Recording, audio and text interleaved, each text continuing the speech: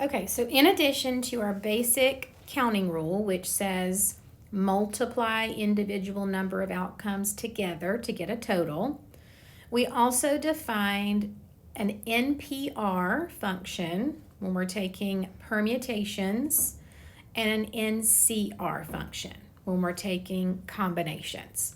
And so a big part of what you're doing in 5.4 is making sure that you can distinguish between these two, that you know when to use each one. So main things to remember, NPR, permutation, always means you're putting something in order, you are arranging objects, because again, that's an order, first, second, third. You are assigning different positions, like president, vice president, secretary. But there is some type of situation where the order of the objects plays an important part. For NCR, that is not the case. So for NCR, all you want to do is form a group. You're just going to select objects. You're not going to arrange them. You're not going to assign different positions. You're just going to make a selection. So in our example here, we are told that we have a committee of 8 people, so 8 total, and we have to choose 3 different offices. And the question here is, in how many ways can this be done?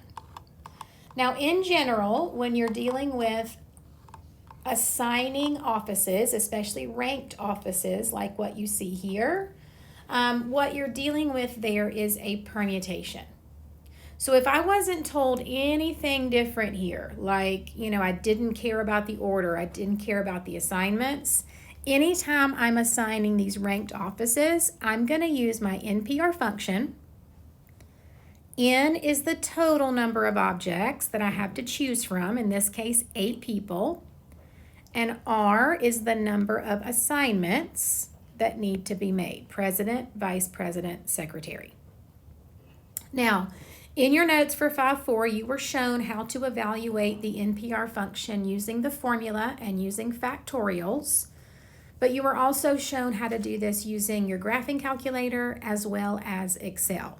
And I would encourage you to spend your time focusing more on knowing when to use NPR versus NCR instead of using the full formula. In other words, once you get to this point, I would encourage you to either go to your calculator or Excel and let it do the evaluation. For example, in your graphing calculator, you put in first, so 8 total.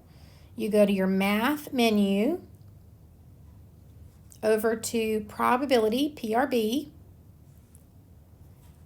and then we want the NPR function. All right, now you have to tell it the number, that you want to order. My cursor got moved, hang on. Oh, actually, I think this one's working a little bit different. So you may have to see how your calculator works. It looks like mine wants me to choose the function first, and then it will allow me to put in the different pieces. So you may have to play around with that just a little bit in terms of what calculator you're using. But this is how it works. The bigger number first, the total number to choose from, the smaller number second, being the number of assignments being made, the number of objects being ordered. And then we just hit enter to evaluate. And that tells me there are 336 different possible assignments.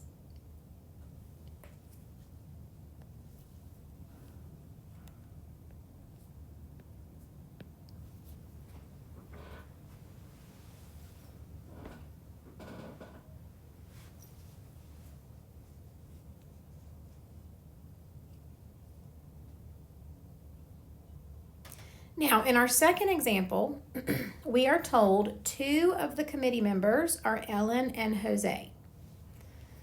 Assuming the assignments are made at random, what is the probability that Jose is president and Ellen is vice president? Now, the main thing that we want to note here, there's a couple things actually. The first being we're only interested in 2 of the assignments here. We've got 2 people and we're only interested in president and vice president. So that means here I'm not going to be making 3 assignments like I did in part A. I'm only going to be making 2. The other thing to note here is that we are not asked how many ways something can happen. We are asked to find a probability. And probability means you count the number of outcomes for the event and you divide that by a total number of outcomes.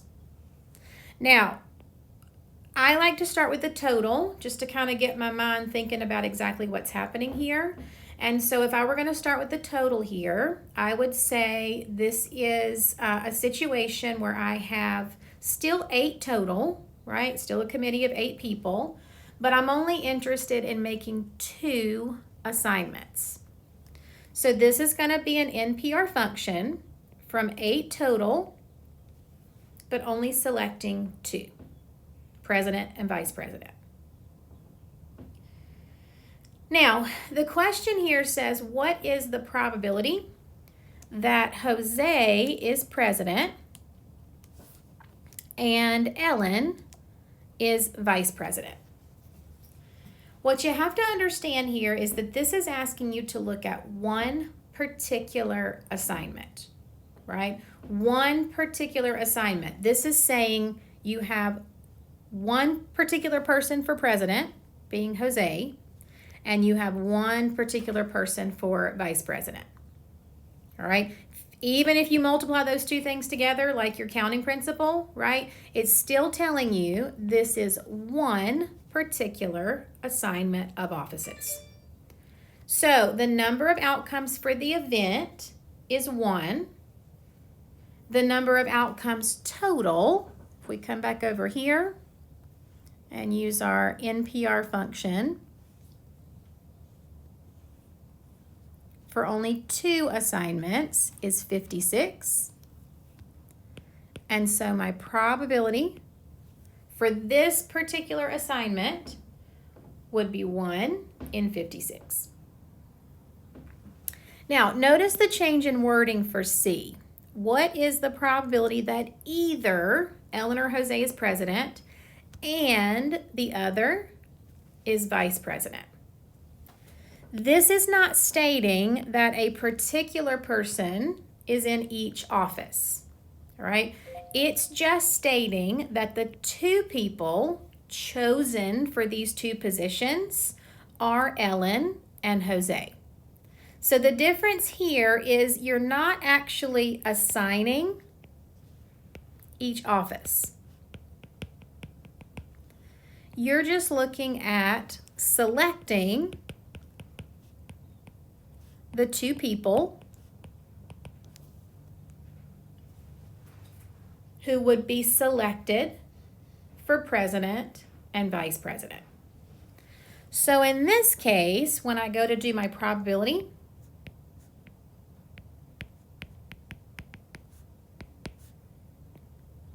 and I start with the total, I'm going to say, well, in this case, because it's not a particular assignment, right? Either Jose or Ellen is president and the other is vice president. This is just a selection, and therefore I'm going to use NCR here. Okay, NCR, no assignment, no order. Still 8 total, chosen 2 at the time. Now, this is still one particular selection, right? If it feels like that's not the case to you, then you could think about, what would it look like if I made the other selection? But the other selection here would be you're choosing 2 people, but just from Ellen and Jose, and that's still going to give you 1 possible outcome.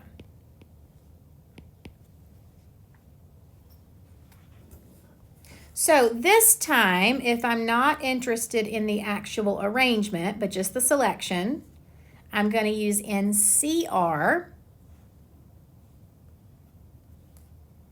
And that has 28 possible outcomes. So my probability here would be 1 outcome in 28 total.